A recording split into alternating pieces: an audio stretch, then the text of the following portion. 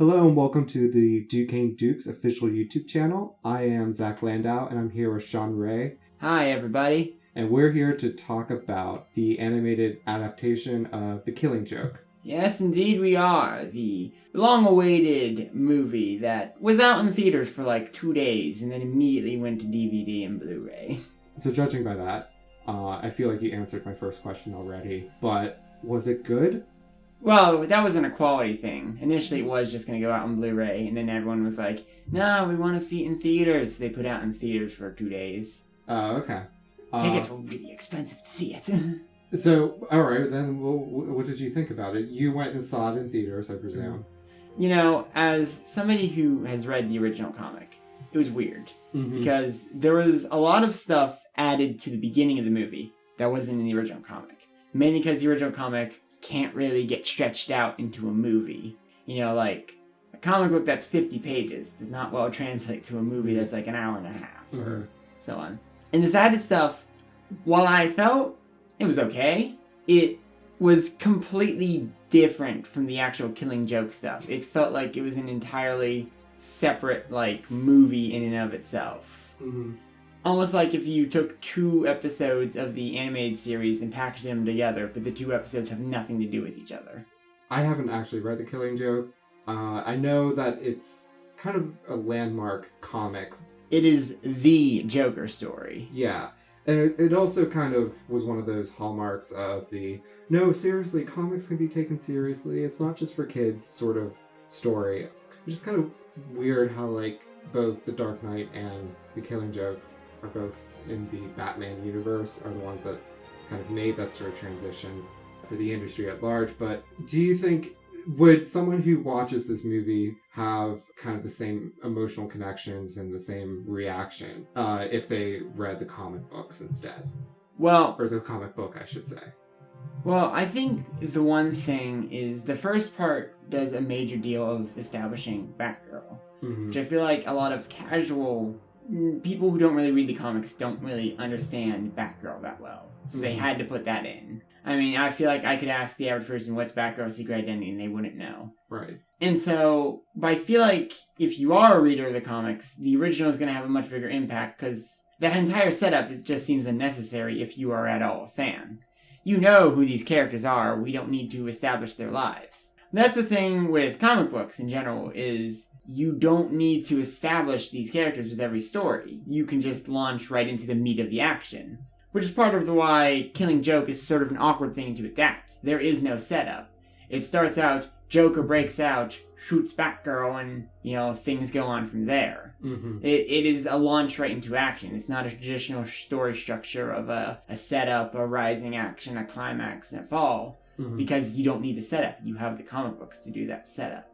So, like, the comic books are all the exposition that you really should need? Yeah, exactly. Would you say that the backstory that this adaptation provides for Batgirl, do you think it really adds anything to the story, though? Or does it really give you that sort of exposition necessary to understand why The Killing Joke is such an important story?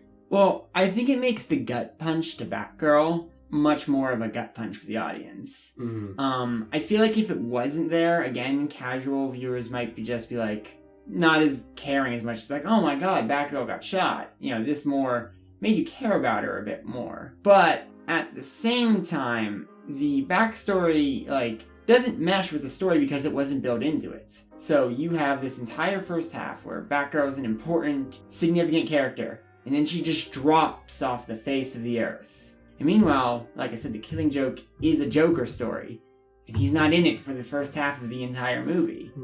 So it feels really strange to have that. It's like introducing a main character to a movie halfway through it. You just don't do that. What about the actual, like, quality of the film? Like, the voice acting and animation and stuff? Well, the voice acting was always top tier. Mark Hamill reprising as Joker and Kevin Conroy back as Batman. That was great.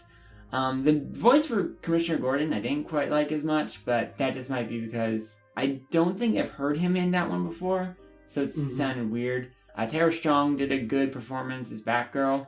Strangely, the only thing about the voice acting I didn't like was the One Bad Day speech that Mark Hamill did. There was a YouTube video out there where a guy did the One Bad Day speech, which is the most famous part of The Killing Joke. And he did a voice that was similar to Mark Hamill, but I feel like he did a better deliverance of it than Mark Hamill. The way Mark Hamill delivers the speech is Joker getting angry, progressively angry, and angrier and angrier, and sort of just, he's yelling at Batman by the end. This YouTube video, the way this guy did it, is he actually gave Joker a much more range of emotions. Mm-hmm. So, the entire point of the One Bad Day speech is Joker sort of telling his entire ideology to Batman, where he sees everything in life as a joke, because anything you care about can get taken away, nothing ever matters. Mm-hmm. And at the end of it, he goes, "Why don't you see the funny side? Why aren't you laughing?" Now, in the Mark Hamill one, he just, says this, he's ticked off. Mm. In this YouTube video, the guy said it almost sad and melancholy. Okay. Joker sees Batman as a kindred spirit, but he doesn't quite get it. So he's more like, "Why aren't you laughing?" I can't do voice work. The one major downside in the technical aspect, though, is the animation. Yeah, I heard the animation really feels like straight to the DVD. Backgrounds. It's mainly the backgrounds. Whenever an individual character's acting, it's fine, although a little bit choppy. Mm-hmm. But you will see characters in the background that are just repeating the same action over and over again. It is an obvious animation cycle. Yeah.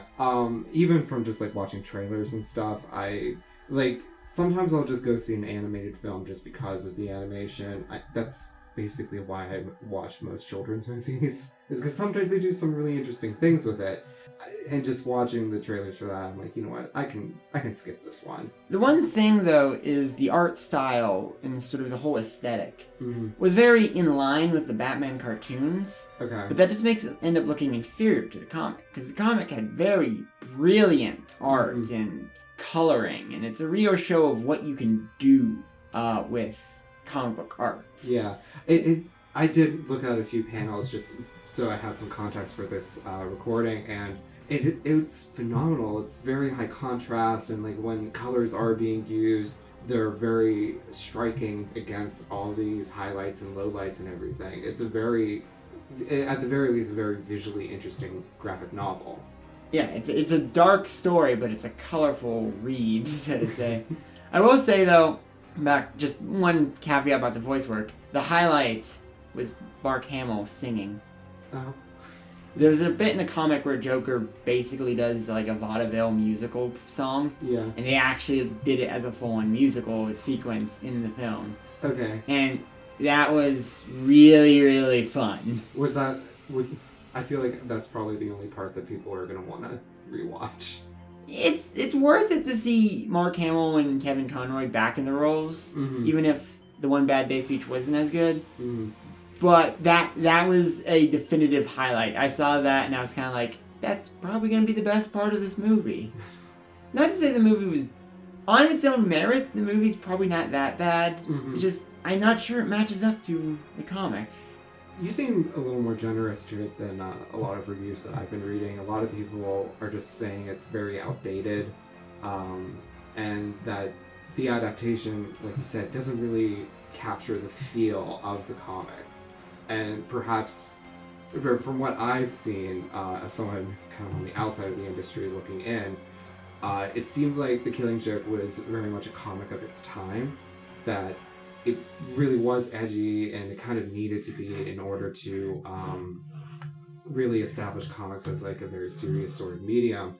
But nowadays, it's just kind of par for the course. Well, see, here's the issue. People these days put The Killing Joke up on a pedestal. A pedestal it wasn't originally meant to take. The Killing Joke was originally just sort of a self-contained one-off storyline that Alan Moore sort of, wrote for fun. Mm-hmm. But it had a major impact. But that's not what it's supposed to be. It was just supposed to be a fun little story. Mm-hmm. That's why Batgirl isn't given much before that happens. It was just an intermittent thing. It was the thing that wasn't connected to the main plotline at the time. They just threw it in for fun. It wasn't part of the main story. Mm-hmm. But because it had that big impact, it took off big time. Now, comics have really evolved since the Dark Ages. Because a lot of people in the wake of what Alan Moore did with The Killing Joke and Watchmen, and what Frank Miller did with The Dark Knight is they took the wrong lessons from those comics, where they made them dark and edgy without being mature. Mm-hmm. You know, they were just guns and pouches and over Belts. sexualization of women and people getting killed, and it's like, that's not the point. Like, Alan Moore kind of hates The Killing Joke these days, because he's like, I didn't want to make comic books dark and edgy. This is just, like, Batman had already become slightly dark by then. So he's just like, I was just writing at the time, and people have thrown it up there. Yeah, I was going to ask you about that. Alan Moore being the writer, he doesn't really seem to look back fondly on it. And, like, a lot of people who maybe, I don't want to say they've grown out of comics, but, like, they are much more, shall we say, like, they have a little more emotional distance from that time period. They, too, are like, oh, it was only just kind of, as a comic, like, it's okay. Don't get me wrong, it is a good story, but just, I don't hype it on the same pedestal. I see it as a good story. It's not, to me, it's not, you know, oh, this is the best Batman work ever, high class. Like, it's good. It's a great story. I would consider it one of the best comic books, but I don't know if I, like, say, oh, this is the best comic book ever. You have to, you know, beat out everything. I'm like, no, it's a fine story, but it's hard to verbalize, but I don't put it up with as much fanfare as most people. Yeah. So I went to go see it. I was like, I want to have a fun Batman romp with the old voice cast, and that's what I got. I wasn't like, I need to see this deep, meaningful, heavy artwork, the Black Swan of comic books or something. That's Black Swan the movie, just not the term. Yeah. My final question for you is, do you think DC will learn anything from this? Because Batman vs. Superman wasn't a flop, but it wasn't critically acclaimed. Neither was Man of Steel. And with this, I know their animated series has kind of actually done pretty well for a while, but this seems like it's just going to be it's just something they're going to forget about by the end of the year. Do you think there's any, like, lessons we can learn from The Killing Joke? I would say, if you're going to adapt the major storyline.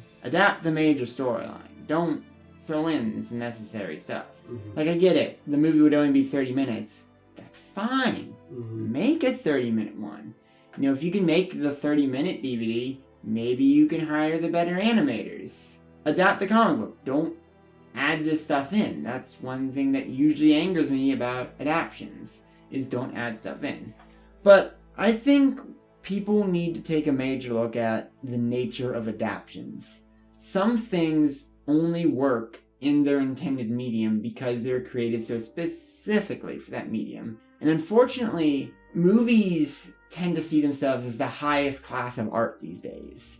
It's so important when a book gets a movie adaptation. But there are books, I think there's one called House of Leaves, I'm probably misnaming that would only work as a book. You couldn't make it a film adaptation because it plays with the nature of it being a book. You know, you couldn't adapt Undertale to a movie. Mm-hmm. Undertale only works as a video game. And I feel like that's one aspect of The Killing Joke. Killing Joke only sort of works as a comic book because a lot of, you know, the torture that Commissioner Gordon goes on through, you create it in your head with the comic book. But when you visualized it in the adaptation, you're sort of like, it's not that bad. Mm-hmm. You know, but when you're reading a comic book, you fill in the space between those panels, and what happens there is the worst thing imaginable. Mm-hmm. So I feel like people need to take a closer look at what can be moved over to a movie. Mm-hmm. You know, something like the Civil War storyline had to be heavily altered before it became part of the MCU. Mm-hmm. So that's one of my takes. All right. Well, you have anything else to add? Well, I'm on the aspect of will DC learn about this? Have you seen Suicide Squad? I don't think they're learning anything. No, I haven't. But I did make myself really sad because I reminded myself of Batman v Superman. Suicide Squad has a lower Rotten Tomatoes score. Oh,